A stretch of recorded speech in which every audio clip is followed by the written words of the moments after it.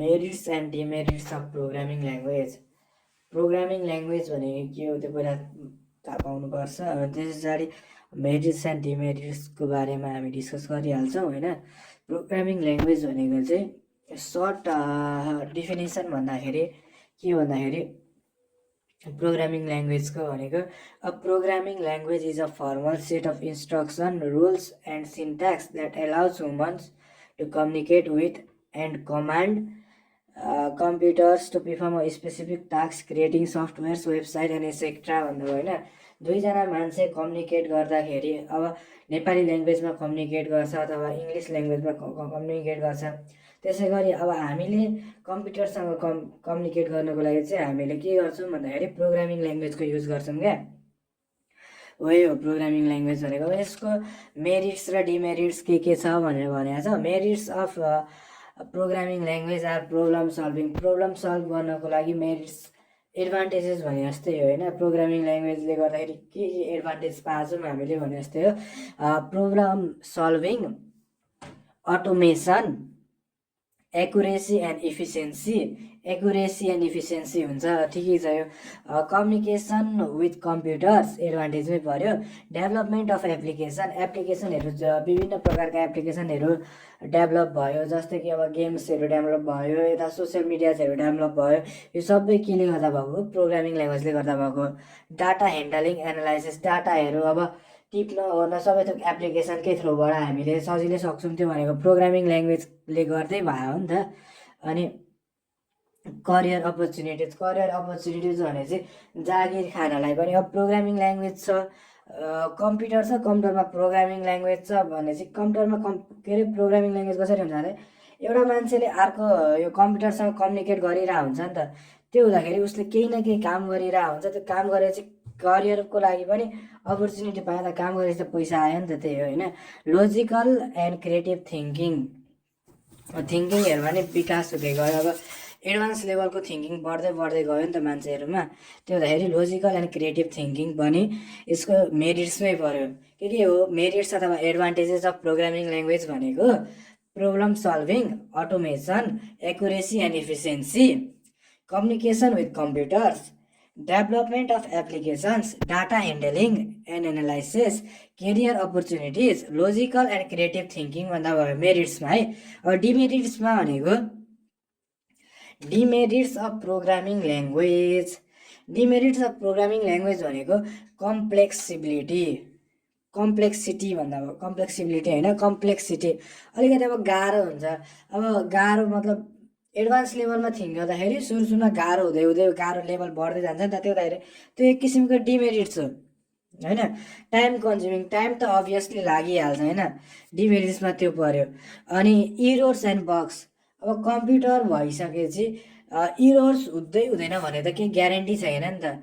मान्छेमा इरर हुन्छ। अब मान्छेमा त सानो इरर, मान्छेले अब काम गर्दै जाँदाखेरि इररहरू निकाल्छ भने कम्प्युटर भनेको मेसिनरी आइटम्स हो। मेसिनरी आइटम्समा नि त इरर त केही न केही त आउँछ नि त।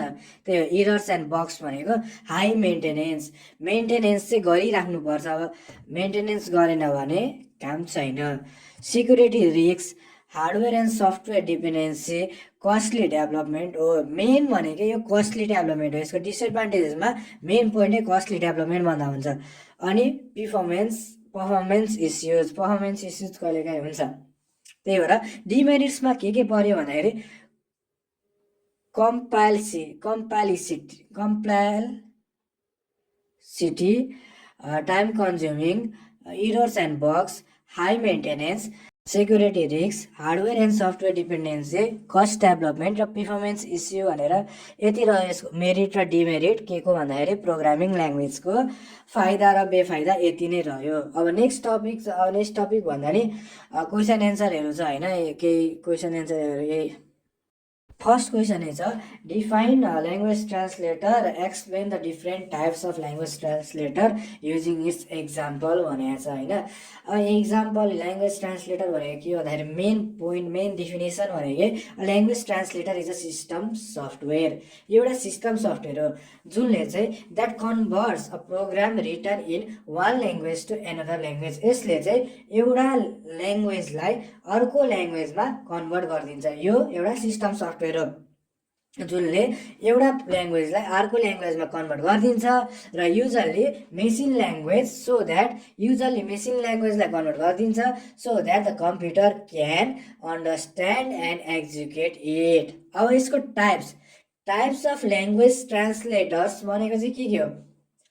टाइप्स अफ ल्याङ्ग्वेज ट्रान्सलेटर भनेको के हो भन्दाखेरि कम्पाइलर होला, इन्टरप्रेटर होला, एसेम्बलर होला, यसको टाइप्सहरू होइन। अब कम्पाइलर भनेको चाहिँ के हो? A compiler translates the entire program at once from high level to machine code. Compiler translate the entire program, कम्पाइलरले चाहिँ सबै प्रोग्रामलाई ट्रान्सलेट गर्छ एकैचोटि। हाई लेभल ल्याङ्ग्वेजलाई चाहिँ मेसिन कोडमा केले कन्भर्ट गर्छ भन्दाखेरि कम्पाइलरले कन्भर्ट गर्छ। It translates whole program in one go. यसले चाहिँ एकैचोटि ट्रान्सलेट गरिदिन्छ होल प्रोग्रामलाई। High level language into machine code दुईवटा पोइन्ट भयो होइन। Errors shown after compilation, errors are shown after compilation. इरर्सहरू प्रोग्रामिङ के अरे ल्याङ्ग्वेज ट्रान्सलेट भइसक्ने बित्तिकै कम्पाइलरबाट गर्दाखेरि इरर्सहरू देखिहाल्छ कम्प्लिट होइन। अनि फास्टर एक्जिक्युसन आफ्टर कम्प्लिसन, यो भयो यिनीहरूको पोइन्ट्सहरू कम्पाइलरको बारेमा होइन। यसको एक्जाम्पल भनेको C compiler, C++ compiler. Types of language translator भनेको चाहिँ कम्पाइलर भयो। कम्पाइलरको एक्जाम्पल भनेकै सी कम्पाइलर अथवा C++ कम्पाइलर होइन। अब इन्टरप्रेटर भनेको के हो? टाइप्समा त पर्यो ल्याङ्ग्वेज ट्रान्सलेटरको, तर इन्टरप्रेटर भनेको चाहिँ के हो? And interpreter translate and execute the program line by line. इन्टरप्रेटरले पनि ट्रान्सलेटै गर्छ, तर कसरी गर्छ भन्दाखेरि प्रोग्राम चाहिँ लाइन बाई लाइन के गरेर एक्जिक्युट गरेर। It translates one statement at a time. यसले चाहिँ एउटा स्टेटमेन्टलाई एकचोटि मात्र ट्रान्सलेट गर्छ। Stop execution when the errors occur. यसले चाहिँ एक्जिक्युसन कहिले स्टप गर्छ भन्दाखेरि जब चाहिँ इरर आउन थाल्छ तब चाहिँ यसले एक्जिक्युसन गर्न छोड्छ। Slower then compiler. अब इन्टरप्रेटर भनेको कम्पाइलर भन्दा चाहिँ अलिकति स्लोअर हुन्छ। अब यसको एक्जाम्पलहरू भनेकै त्यही Python interpreter, JavaScript interpreter भयो होइन। कम्पाइलर भनेको C compiler, C++ compiler example. अथवा अब यो इन्टरप्रेटरको एक्जाम्पल भनेकै Python interpreter, JavaScript interpreter. अब नेक्स्ट टाइप्स भनेको हाम्रो के छ भन्दाखेरि एसेम्बलर छ होइन। Assembler converts assembly language into machine language. Assembler भनेको एसेम्बलर कन्भर्ट्स मेसिन ल्याङ्ग्वेज होइन, assembly language into machine language भयो होइन। अनि use for low level programming. Assembler चाहिँ use for low level प्रोग्रामिङमा use हुन्छ। वान टु वान ट्रान्सलेसन, एउटादेखि अर्को translation केबाट गरिन्छ भन्दाखेरि एसेम्बलरबाट गरिन्छ। भेरी फास्ट एक्जिक्युसन, छिटो एक्जिक्युट हुन्छ। यसको एक्जाम्पल भनेकै MASM र TASM हो। एसेम्बलरको एक्जाम्पल MASM र TASM हो भने इन्टरप्रेटरको एक्जाम्पल भनेको पाइथन इन्टरप्रेटर र जाभा स्क्रिप्ट इन्टरप्रेटर हो। कम्पाइलरको टाइप भनेकै सी कम्पाइलर र सी प्लस प्लस कम्पाइलर हो। यसै गरी म्याक्सिमम टाइम सोधेको एउटा क्वेसन छ डिफरेन्सेस बिट्विन कम्पाइलर र इन्टरप्रेटर होइन। कम्पाइलरको डिफ्रेन्स बिट्विन मतलब कम्पाइलर र इन्टरप्रेटरको डिफ्रेन्सेस चाहिँ के छ भन्न खोजेँ होइन। कम्पाइलर र इन्टरप्रेटरको डिफ्रेन्स होइन। कम्पाइलरले चाहिँ translate the entire program at once. Compiler translate the entire program at once, एकैचोटि सबै प्रोग्रामलाई ट्रान्सलेट गरिदिन्छ। तर interpreter translate line by line. इन्टरप्रेटरले चाहिँ लाइन बाई लाइन ट्रान्सलेट गर्छ। फर्स्ट पोइन्ट यही भयो। अनि कम्पाइलर भनेको जेनेरेट्स एन अब्जेक्ट अथवा एक्जिक्युटेबल फाइल भनेको छ होइन। अनि interpreter does not generate object code भनेको छ। डिफ्रेन्सेस यही भइहाल्यो। कम्पाइलरको अर्को डिफ्रेन्स भनेको compilation is done before execution कम्पाइलरमा। अनि इन्टरप्रेटरमा भनेको translation and execution happens simultaneously. Execution हुनुभन्दा अगाडि कम्पिलेसन गरिन्छ भने कम्पाइलर हुन्छ, अथवा ट्रान्सलेसन र एक्जिक्युसन सँगै हुन्छ भने इन्टरप्रेटर हुन्छ होइन। Errors are shown after the whole program is compiled. सबै प्रोग्राम कम्पाइल भइसकेपछि मात्र इरर देखिन्छ केमा भन्दा कम्पाइलरमा। अनि इन्टरप्रेटरमा चाहिँ इरर देखिहाल्छ। Errors are shown immediately one by one. कम्पाइलरमा execution is faster after compilation. अनि इन्टरप्रेटरमा चाहिँ एक्जिक्युसन इज स्लोवर। कम्पाइलरमा requires more memory store object codes. किन भन्दाखेरि अब्जेक्ट कोडलाई स्टोर गर्नलाई मोर मेमोरी चाहिन्छ भने कम्पाइलरमा, इन्टरप्रेटरमा चाहिँ रिक्वायर्स लेस मेमोरी। अब कम्पाइलरको एक्जाम्पल भनेकै सी प्लस प्लस जावा हो भने इन्टरप्रेटरको एक्जाम्पल भनेको पाइथन, जावा स्क्रिप्ट, पिएचपीहरू जस्ता यसको एक्जाम्पल हुन्। यसको डिफ्रेन्सेस भनेको यति नै थियो।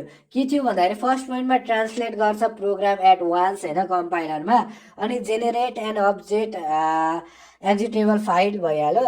अनि कम्पिलेसन चाहिँ एक्जिक्युसन हुनुभन्दा अगाडि हुन्छ भन्ने यो कम्पाइलरमै पर्यो। अनि इयर्सहरू चाहिँ सबै प्रोग्राम कम्पाइल भएपछि मात्र देखिन्छ भन्दा भइहाल्यो यो कम्पाइलरमा। अनि एक्जिक्युसन फास्टर हुन्छ कम्पिलेसन हुने आफ्टर के अरे execution is faster after compilation. अनि रिक्वायर्स मोर मेमोरी, यसमा मेमोरी बेसी लागिहाल्यो। अनि यसको एक्जाम्पल भनेको सी प्लस प्लस र जावा भयो होइन। यसै गरी इन्टरप्रेटरमा भनेको translate line by line, does not generate object code, translation and execution happen simultaneously, errors occur as shown immediately one by one. सँगसँगै इरर निस्किन्छ होइन। एउटा निस्किँदै अर्को निस्किँदै गर्छ होइन। Execution is slower, requires memory lace memory. अनि यसको एक्जाम्पल भनेकै त्यही पाइथन, जावा स्क्रिप्ट, पिएचपी भने जस्तै पिएचपीहरू जस्तै हो होइन। यसै गरी अब नेक्स्ट क्वेसन एन्सरतिर जाउँ होइन। डिफाइन सफ्टवेयर भनेको छ। अनि explain the types of software भनेको छ। सफ्टवेयरको टाइप्स भनेको यति नै, एप्लिकेसन सफ्टवेयर र सिस्टम सफ्टवेयर भइहाल्यो। अनि सफ्टवेयर भनेको चाहिँ के हो भन्दाखेरि software is a set of program, procedures and datas that instruct a computer on how to perform specific tasks अथवा how to perform tasks. It tells computer what to do and how to do. सफ्टवेयरले चाहिँ कम्प्युटरलाई के गर्ने र कसरी गर्ने भनेर भन्छ। अथवा software is a set of program that procedures and datas that instruct a computer on how to perform tasks. It tells the computer what to do and how to do. Types of software भनेकै system software र application software भइहाल्यो। System software controls and manages computer hardware and provides a platform for running application software. Example system software भनेको Windows OS हो, Linux हो, antivirus software हो भने application software भनेको application software is design to perform specific task for user. Example भनेको MS word, excel, power point etcetera. Why do we need software भनेर एउटा question छ। We need software, software is needed because hardware hardware alone cannot perform any task. Software gives instruction to the computer and makes it useful for user. Main reason why do we need software भनेको to operate computer hardware, to perform specific tasks, to make computer user friendly, to control and manage system resources, to solve problems efficiently, to increase its productivity and accuracy, to support communication and connectivity।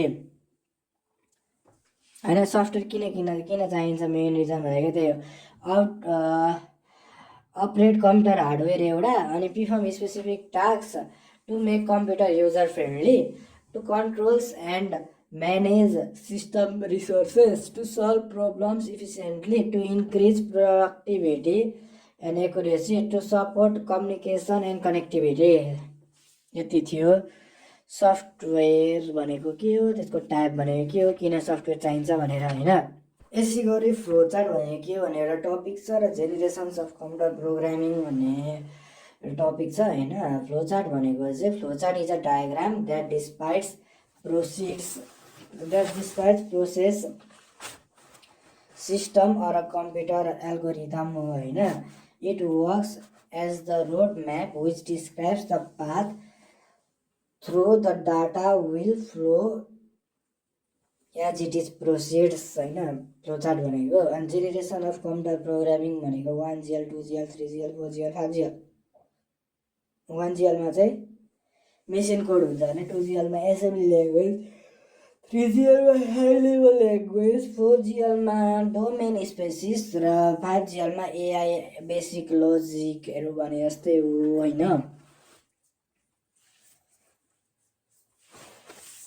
Generations of computer programming 1GLमा के पर्यो भन्दाखेरि direct binary codes 0s and 1s understood by the CPU, very low level and hardware species भयो। यसको example भनेको र machine code भयो। अथवा त्यस पछाडि नेक्स्ट टाइप भनेकै 2GL भयो। जेनेरेसन नेक्स्ट जेनेरेसन भनेको 2GL भयो। 2GL भनेको एसेम्बली ल्याङ्ग्वेज भन्दा भयो होइन। अनि use mnemonics codes like ADD, MOV instead of binary, still low level but more readable। यसको एक्जाम्पल भनेको NASM, MASM भयो। 3GL भनेको English like syntax portable across machine, requires compilers and interpreters, increase programmers productivity भयो 3GL ले, third जेनेरेसनले होइन। अनि यसको example भनेको C, C++, Java, Python etcetera भइहाल्यो। 4GL भनेको focused on what to do not how often, domain specific, reducing development time. यसको example भनेको SQL, SAS, MATLAB मतलब भयो भने चाहिँ अब 5GLको चाहिँ के छ भन्दाखेरि एआई लोजिक बेस्ड भएको छ। यो चाहिँ aims for natural language interaction, visual tools and AI driven problem solving. Example Prolog, लिप्स एसेट्रा। यसै गरी हाम्रो नेक्स्ट टपिक रहेको छ structured programming language. Structured programming language is somethings known as modular programming language. It is a programming paradigm that facilitates the creation of programs with readable codes and reusable components. All modern programming languages support structured programming, but the mechanism of support, like the syntax of programming language, varies. In these types of language, large programs are divided into smaller programs called as functions. The main focus is on functions and process the work on data. Data runs freely around the system from one function to another. The program structure follows the top to down approaches. Structured programming languageमा main फङ्सनबाट function 1 र function 2 मा डिभिजल हुन्छ र function 1 भनेपछि function 1 बाट function 1 बाट function 3 र फङ्सन 4 मा जान्छ फङ्सन 4 बाट फेरि फङ्सन 2 मा पनि जान्छ फङ्सन 1 बाट फङ्सन 5 मा पनि जान्छ फङ्सन 2 बाट फङ्सन 5 मा पनि जान्छ यही चाहिँ यसको स्ट्रक्चर प्रोग्रामिङ ल्याङ्ग्वेज भने चाहिँ हैन अब यसको एक्जाम्पल के अरे एडभान्टेजेस र डिसएडभान्टेजेस के हुन्छ भनेर यहाँनिर दिएको छ एडभान्टेजेस एन्ड डिसएडभान्टेजेस एडभान्टेजमा भनेको easy to read and understand easy to debug and test, better program organization, improves reliability, easy maintenance, code reusability. Disadvantages भनेको less flexible for large system, requires careful planning, not suitable for real world modeling, longer code for complex program, limited data security भनेको यसको डिसएडभान्टेजेसहरु भयो एडभान्टेजेसमा के थियो easy to read and understand easy to debug and test better program organization improves reliability easy maintenance code reusability भयो डिसएडभान्टेजमा less flexible for large system requires careful planning not suitable for real world modeling longer course for complex programs limited data security भनेको यसको डिसएडभान्टेजेसहरू भयो यति नै थियो first chapter introduction to programming ल्याङ्ग्वेजबाट सोधिने क्वेसन्सहरू